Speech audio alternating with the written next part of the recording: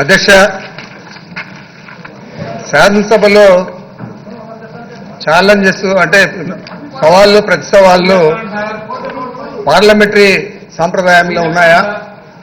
Parliamentary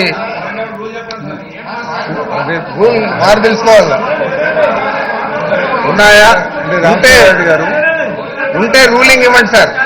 అంటే ఇలా సాంప్రదాయం ఉంటే రూలింగ్ ఇవ్వండి, లేదంటే అట్లా సాంప్రదాయం ఉంటే మేము కూడా గతంలో మా నాయకుడు కూడా 2 ఛాలెంజెస్ చేశారు సార్. 21 మంది శాసనసభ్యులు మా పార్టీ నుంచి తెలుగుదేశం పార్టీకి పోతే వారిని డిస్క్వాలిఫై చేసి మీరు ఎన్నికలకు పోండి, రెఫరెండంగా తీసుకోండి, ఒకవేళ మెజారిటీ శాసనసభ్యులు మేము గెలిస్తే ప్రభుత్వం నుంచి ముఖ్యమంత్రి గారు తప్పుకుంటారని అడుగుతున్నాను సార్.